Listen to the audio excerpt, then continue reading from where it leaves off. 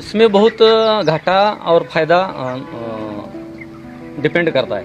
पहली बार आया था 1937 में, वो रानीखेत में आया था। पहला वैक्सीन 7वें दिन होता है, दूसरा 12वें आणि तीसरा 21वें दिन। आधे घंटे के लिए हमको 1000 रुपये मिलता है। नमस्कार दोस्तों, स्वागत है आपका इंडियन फार्मर में। दोस्तों आज का सीन कुछ ऐसा है। आज हम जानने वाले हैं ब्रॉयलर पोल्ट्री फार्म कैसे होता है। 5000 मुर्गियों का फार्म यहाँ पे है। बहुत ही बेहतरीन मैनेजमेंट है इसका दोस्तों। 45-50 दिन में यहाँ पे 55-60 हज़ार का इनका पेमेंट आता है। तो हम लोग आज देखने वाले हैं डिटेल में यहाँ पे शेड कैसे बनाना है, शेड का अंदर का मैनेजमेंट कैसे करना है, इसको पानी कैसे देना है, मुर्गियों का पालन पोषण यहाँ पे कैसे करना है। तो दोस्तों आज का वीडियो पूरा अंत तक देखना है। आज का वीडियो बहुत इंटरेस्टिंग होने वाला है। हमारे फेसबुक पेज को लाइक कीजिए, यूट्यूब चैनल को सब्सक्राइब कीजिए और बेल आइकन दबाना ना भूलिएगा। तो दोस्तों आज हमारे साथ यहाँ पे राजाराम खरात सर है। नमस्कार सर। नमस्कार। तो सर का यहाँ पे पोल्ट्री फार्म है 5000 मुर्गियों का। तो सर से हम जानते हैं इसके बारे में कैसे इन्होंने स्टार्ट किया। तो सर हमें ये बताइए कि आप ये मुर्गी पालन जो व्यवसाय है ये आप कब से इसको कर रहे हैं? मैं ये व्यवसाय 5 साल से कर रहा हूँ। ये कम से कम इसकी लंबाई है 200 फीट शेड की? हाँ, शेड की। अच्छा। और विड्थ है 29 फुट। अच्छा, 200 बाय 29 फीट का आपने शेड पूरा बनाया है। तो सबसे पहले तो बात हमें ये बताइए कि आपने शेड मतलब 200 बाय 29 का बनाया, 5000 मुर्गियाँ यहाँ पे है टोटल। तो इसको खर्चा कितना है और ये शेड हमारे किसान भाई कैसे बना सकते हैं ये बताइए। हाँ, जब ये 2012 को मैंने बनाया तब सभी जगह मैंने पूछा शेड कैसे बनाते हैं, उसकी क्या क्या मटेरियल यूज करते हैं। मैं भी इंजीनियर हूँ इसलिए थोड़ा आसान हो गया। और मेरे हिसाब से उस वक्त 12 लाख तक खर्चा आता था इस शेड के लिए। मैंने घर में ही हमारे आदमी लगा के खुद थोड़ा काम करके किया, इसलिए 9 लाख में तैयार हो गए। 9 लाख तैयार हो गए। आपको क्या लगता है कि हमारे जो किसान भाई है इनको कैसे शेड बनाना चाहिए? मतलब कम खर्चे में करना चाहिए कि अच्छी इन्वेस्टमेंट लगा के करना चाहिए? अच्छी इन्वेस्टमेंट लगाई तो आपको अनुभव चाहिए। जी। तब उस इन्वेस्टमेंट का फायदा हो जाएगा। बात तो सही। नहीं तो कम खर्चे में थोड़ा करके चलो। अच्छा। और बाद में अनुभव आएगा तब बड़ा करने का, नहीं तो घाटे में जाएगा। अच्छा, 5000 मुर्गियों के लिए कितना शेड चाहिए आइडियल? एक मुर्गी को अच्छी बढ़ने के लिए मुर्गी कम से कम उसके लिए 1.5 स्क्वायर फुट जगह चाहिए। एक मुर्गी के लिए 1.5 स्क्वायर फुट। सब क्या कहते हैं 1 स्क्वायर फुट लगाते हैं, उसमें फेल हो जाते हैं। हाँ, हम क्या करते हैं 5500 का ये स्क्वायर फुट है हमारा, और उसमें सिर्फ 4000 मुर्गियाँ डालते हैं 1.5 के हिसाब से। सिर्फ 4000? हाँ। तो 5000 क्यों नहीं डालते आप? 5000 डालेंगे तो 10 टन आएगा जी, और 4000 डालेंगे तो 12 टन आएगा। अच्छा। मतलब 1000 मुर्गियाँ कम करने पे 2 टन आपका माल बढ़ गया। ऐसा क्यों? उसको घूमने के लिए जगह अच्छी मिलती है और खाने के लिए खाद भी अच्छा ज़्यादा मिलता है। 5000 का खाद ही डालने का। अच्छा। उसको खाने के लिए उतना ही? हाँ, 5000 मुर्गियों का ही। हाँ। लेकिन वेट 5000 का 4000 में आएगा, उससे ज़्यादा ही आएगा। बहुत बढ़िया हमारा अनुभव है। और सर हमें ये बताइए कि जब हम इसको शेड बनाते हैं तो शेड का जो दिशा है मतलब किस साइड से किस साइड रहना चाहिए? ये उसकी दिशा होनी चाहिए। इसमें बहुत घाटा और फायदा डिपेंड करता है शेड की दिशा पे। अच्छा।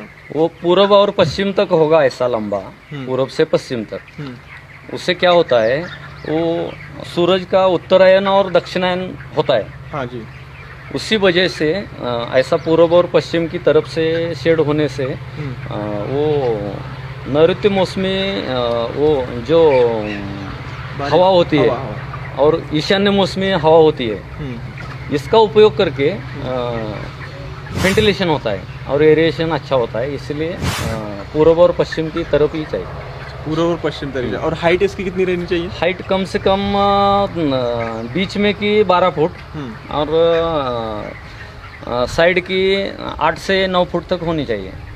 जितना ऊंचा उतना एरिएशन अच्छा हो जाएगा। और साइड में आपने जो ये येलो कलर के पर्दे बांधे हैं, ये किस वजह से बांधे हैं? हाँ, ये क्या होता है जब हम पंचों का ब्रूडिंग करते हैं 15 दिनों का पहले, छोटे चूजे होते हैं उस वक्त क्या चाहिए, टेम्परेचर भी मेंटेन रहना चाहिए अंदर, और वायरस बाहर का नहीं आना चाहिए, इसलिए ये पर्दा लगाते हैं। और एक चीज़ बताइए कि यहाँ पे जो पानी का मैनेजमेंट है, ये अंदर पानी का मैनेजमेंट आपने कैसे किया है? मतलब ये मार्केट में अवेलेबल मिलते हैं इसके बर्तन वो टंकी के थ्रू जोड़ दिए जाते हैं, और जितना मुर्गी पानी पिएगी उतना ही उसमें पानी आ जाता है। ऐसा ऑटोमाइजेशन होता है उसमें। अच्छा, तो हमारा ये आपने जो शेड बनाया 29 बाई 200 का, इसमें 5000 मुर्गी आप 4000 रखते हैं, तो टोटल आपका यहाँ पे 9 लाख रुपए खर्चा आया टोटल।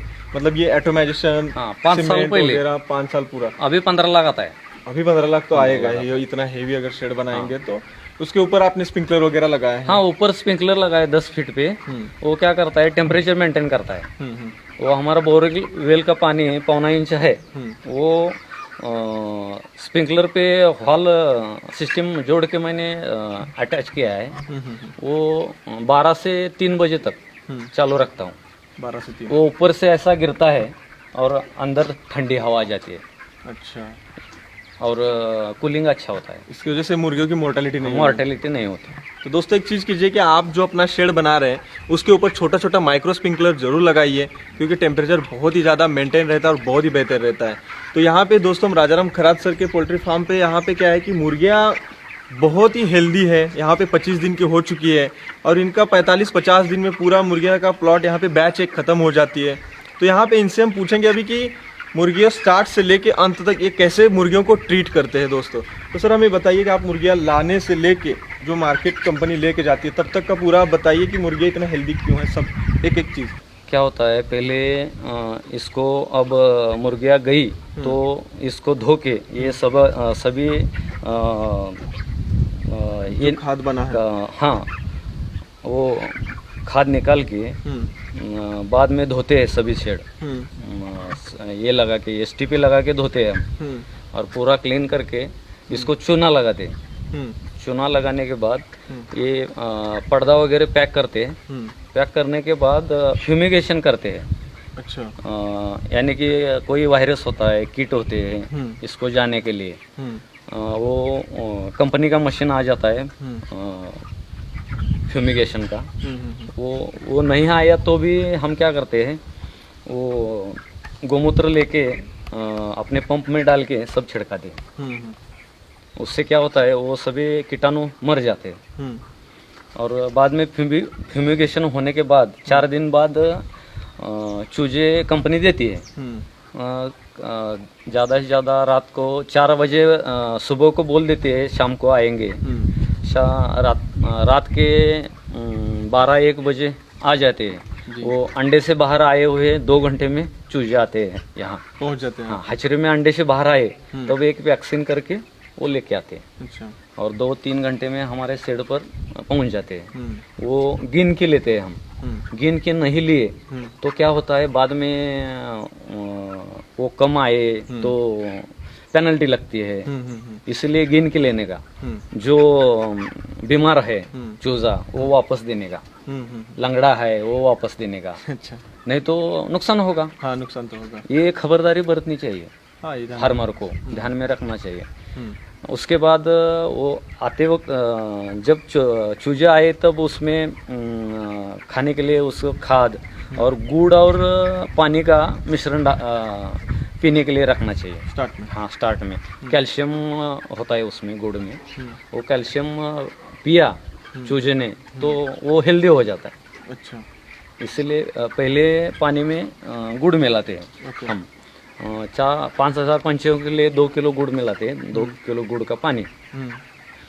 और दूसरे दिन उसको ऑक्सीजन जो पैक किया होता है प्लास्टिक सब, वो थोड़ा 2 घंटे के लिए थोड़ा नीचे लाते हैं 2 फीट, और अंदर का अमोनिया बाहर निकालते हैं। अच्छा, बास मारता है थोड़ा, वो भी हवा से बाहर जाता है। अच्छा, बाद में ढंक देते हैं। अच्छा, ऐसा मैनेजमेंट किया, पर्दा मैनेजमेंट, तो अमोनिया नहीं हुआ तो चूजे अच्छे बढ़ते हैं। अच्छा, और थोड़ा ब्रूडिंग का बताइए कैसे करते हैं। हाँ, वो ब्रूडिंग का राउंड वाला एक पतरा लगाते हैं, एक बॉर्डर में उसके ऊपर 200 के 5 बल्ब लगाते हैं, और उसको गर्मी के लिए 8 दिन गर्मी देनी चाहिए उसको, मुर्गी को वो गर्मी देने से बढ़ता है अच्छा। और उसके बाद हर 2 दिन में वो बढ़ाना चाहिए जगह उसको।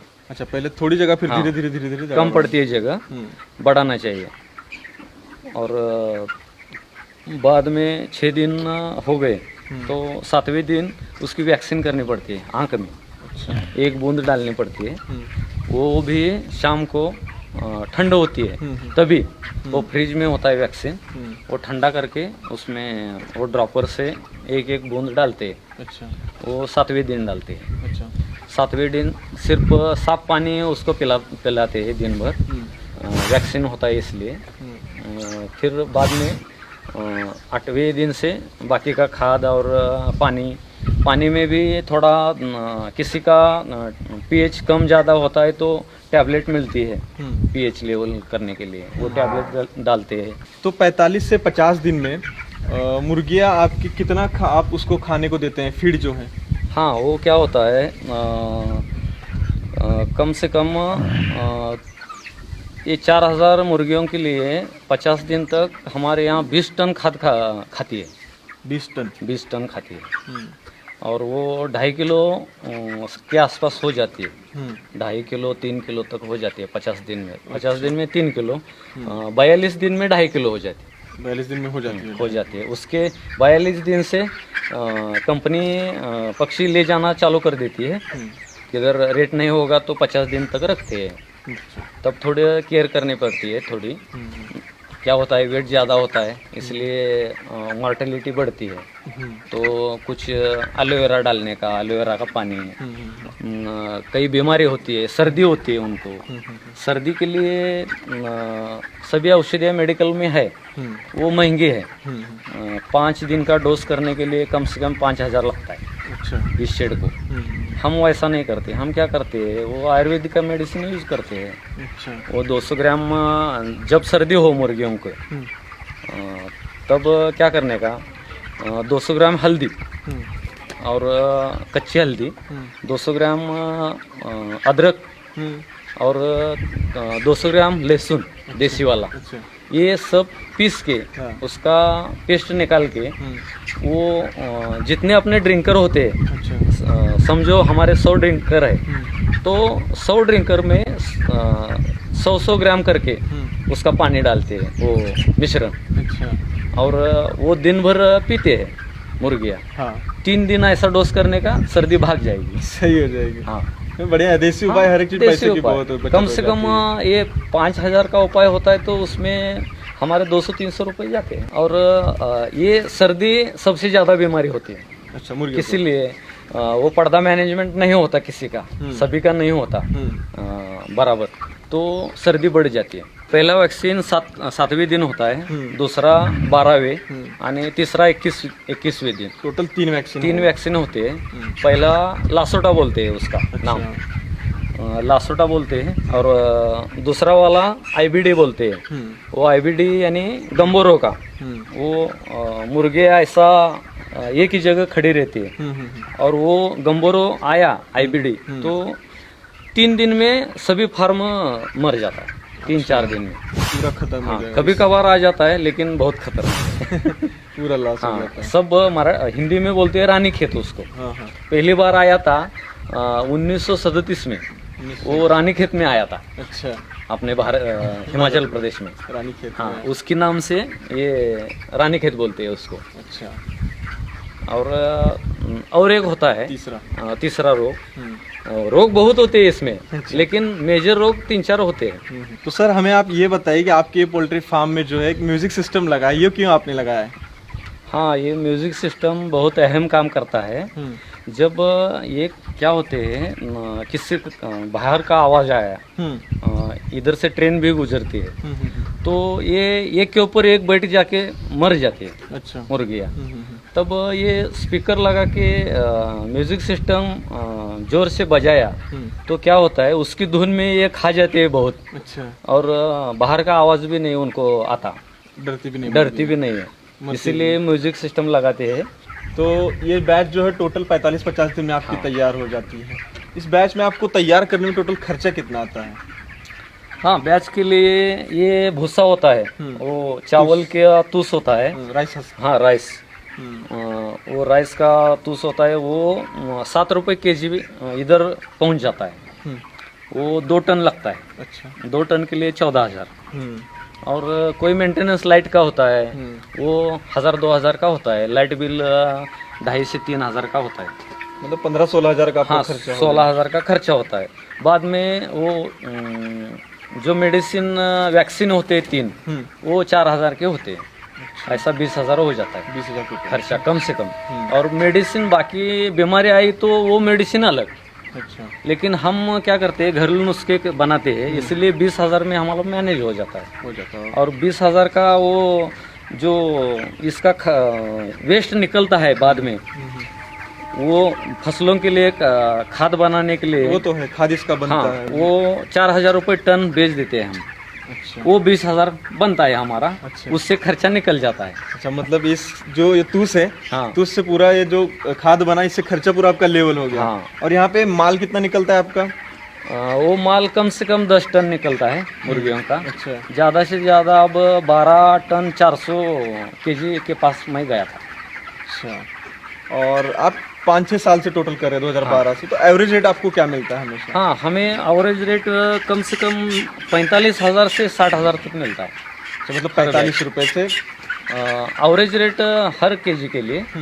वो कंपनी का क्या होता है, 5 रुपये 50 पैसा कमीशन होता है। अच्छा। हर केजी के लिए। हर केजी के लिए? हाँ, 10 टन के लिए 50,000 हो गया, 55,000 आता है। सीधा 55,000 आपको आता है? आता है, कम से कम इतना आता ही आता है। मतलब 3,800-4,000 मुर्गियों के आप लोग। हाँ। तो आप कितने लोग यहाँ पे काम करते हैं डेली? हम क्या करते हैं, थोड़ा मैनेजमेंट लगाया है हमने। दिन भर नहीं घूमने का इसके अंदर, इसलिए पंचों के भी दिन भर हम घूम गए, उसमें वो खाना खाने के लिए डिस्टर्ब हो जाती है।